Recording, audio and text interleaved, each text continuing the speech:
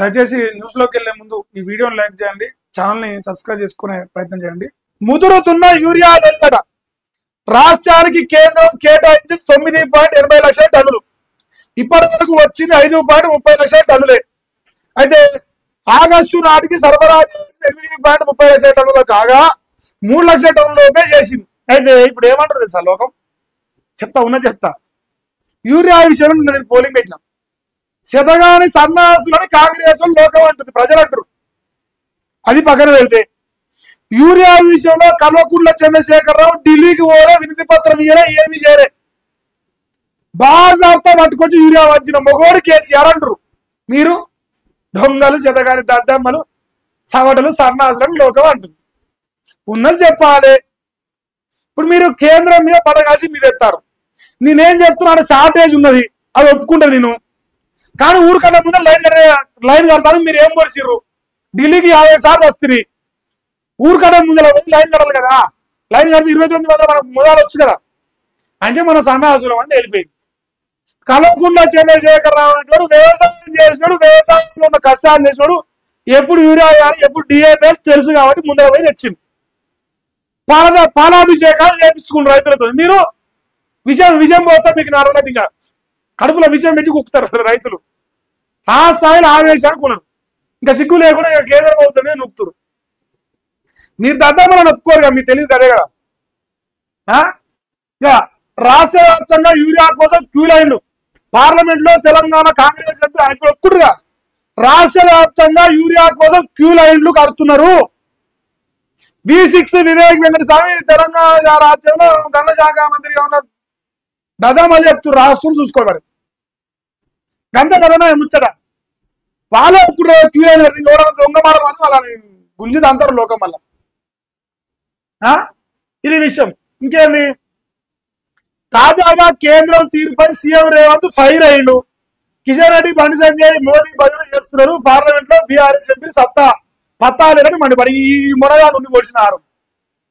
ఈ మునగాల నుండి పొడిచిన ఇప్పుడు ఏం చెప్తానా, కల్వకుంట్ల చంద్రశేఖరరావును కూడా కిషన్ రెడ్డి గారు, బండి సంజయ్ గారు పార్లమెంట్ లో.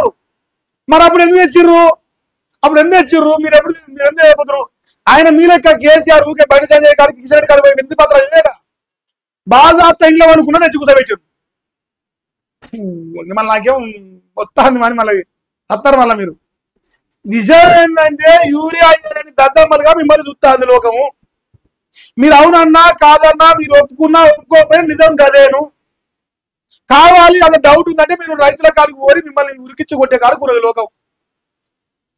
మీ కర్మ చెప్తున్న పోతే మీ కర్మ. ఇక నేను చెప్తాను కదా. ఇక రైతు కుటుంబం నుంచి అంచెలంచెలుగా అయిందంటే మరి ఈయన చరిత్ర మొత్తం ఎచ్చు. జస్టిస్ బి సుదర్శన్ రెడ్డి అంటే మళ్ళీ ఇటువైన రెడ్డినా? అసలు పేరు బాలకృష్ణ సుదర్శన్ రెడ్డి. ఇంకా చెప్పురు మళ్ళా ఇటువైనా రెడ్డి. మళ్ళీ బీసీ సామాజిక న్యాయం పార్టీలో రెడ్డి అంటే తెలంగాణ బిడ్డే కావచ్చు. ఉపరాష్ట్రపతి బరిలో తెలంగాణ బిడ్డ సరిపోయింది చెప్తిగా. ఇండియా కూడా అభ్యర్థిగా supreme court retired judge justice B Sudarshan Reddy. ఈయన బలిపశ ఇప్పుడు అంటే బలికా బకరాని ఒకరు దేవాడు. ఈయన దొరికిండు. మరి అన్న రేవంత్ అన్న ముఖ్యమంత్రి పడరాదు. తెలంగాణ బిడ్డే కాదు, ఆంధ్ర బిడ్డ. సగం ఆంధ్ర సగం తెలంగాణ. ఇది టీడీపీ పార్టీ అయితే తెలంగాణ బిడ్డకు ముఖ్యమంత్రి పడితే దిగిపోరాదు మరి ఏ సుదర్శన్ రెడ్డి గారికి. అది చేత కాదు మనకు. ఇప్పుడు ఉపరాష్ట్రపతి పదవికి ఈయన బరిలో పెట్టబోతారట.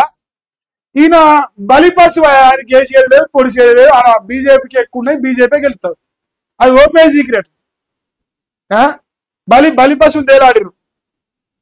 ఇండియా కూడా అభ్యర్థిగా supreme court retired justice B Sudarshan Reddy.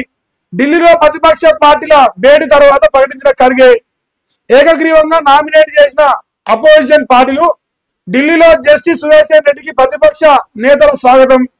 ఈ ఎన్నికల ఒక సైద్ధాంతిక పోరాటాన్ని ఖర్గే అంటాడు. ప్రతిపక్షాలు ఏకమవడం ప్రజాస్వామ్యం విజయమని కామెంట్. ఉపరాష్ట్రపతి అభ్యర్థిగా రేపు నామినేషన్ దాఖలు. వచ్చే రోజు 9వ పోలింగ్, అదే రోజు ఓట్ల లెక్కింపు. ఇప్పుడు ఏం జరుగుతుంది లాస్ట్ కి? ప్రతిపక్ష పార్టీలు కలిసినట్టే దొంగలందరూ ఒకటైరు. దొరను దించలేక దొంగలైరు, అందరూ ఒకటైరు నరేంద్ర మోదీ గారిని దించడానికి. మనం కూడా ఇక్కడ 3 సార్లు అయింది. ఇప్పటికి 300 సార్లు అయినా గదే అయితే చెప్పలేము. మరి ఈ దేశంలో నరేంద్ర మోదీ గారిని దేశ ప్రజలందరూ కోరుకుంటారు ఈ కాంగ్రెస్ ఈ ముఠా తప్ప, ముఠాను కుటాను అది ఏందో మరి అది. సో మరి బలికా మగరా లెక్క దొరికింది, మరి గెలిచేది లేదు ఒడిసేది లేదే, అది ఓపెన్ సీక్రెటే. ఇంకేంది ఎటు పోయిందిగా.